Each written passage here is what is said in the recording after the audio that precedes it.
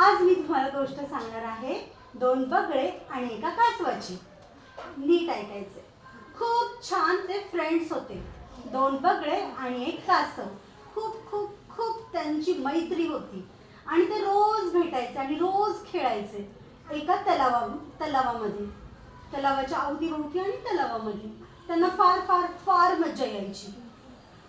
काही दिवसांनी आहे ना तर तलावाचं पाणी कमी कमी कमी कमी व्हायला लागलं उन्हाळ्यामध्ये. हो की नाही? उन्हाळ्यामध्ये तुम्हाला माहिती आहे ऊन भरपूर असतं आणि मग पाणी सुकतं. तसं होतं. तर मग त्यातले ते बगळे काय म्हणतात, अरे आम्ही उडत उडत तिकडे गेलो होतो ना लांब लांब, तर तिथे एका तलावामध्ये भरपूर पाणी आणि तिथे आपल्याला आणखी जास्त मजा येईल. तर आपण तिकडेच खेळत जाऊया आणि तिकडेच भेटत जाऊया. पण मग कासव तर तुम्हाला माहिती किती हळूहळू चालतो, मग तो एवढं लांब कसं जाणार?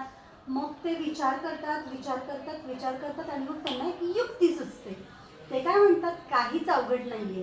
हे पहा, ते दोन बगळे आहेत ना, एक आडवी काठी दोन्ही बगळे आपापल्या चोचीमध्ये पकडतात आणि चोचीमध्ये काठी पकडल्यानंतर त्या कासवाला म्हणतात, आता ही काठी तू तुझ्या तोंडामध्ये पकड.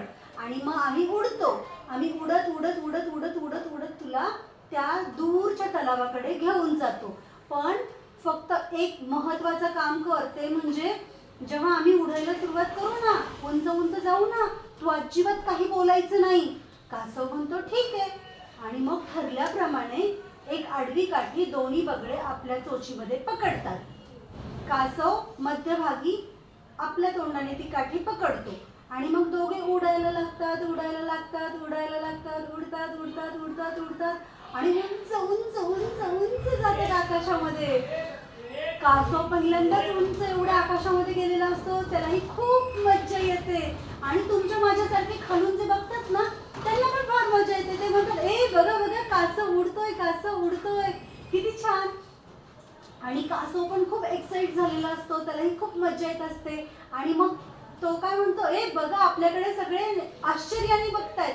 हे त्याला त्याच्या फ्रेंड्सला सांगायचं असतं आणि तो विसरूनच जातो की काठी त्यांनी तोंडाने पकडलेली आहे. आणि एक्साइटमेंटमध्ये तो लगेच बोलतो, ए बघा बघा, आपल्याला सगळे पाहतायत. आणि धमकन खाली येऊन जोरात आपटतो. बघा, अशी होते त्या कासवाची फजिती. काय शिकलत रे तुम्ही या गोष्टीमधून? सांगा.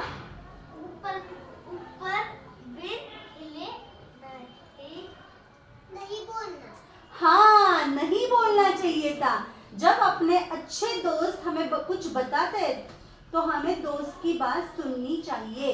जर आपले मित्र आपल्याला काही खूप चांगलं सांगत असतील तर आपलं कर्तव्य आहे की आपण आपल्या मित्रांचं, आपल्या आई वडिलांचं, आपल्या टीचरचं ऐकलं पाहिजे ना.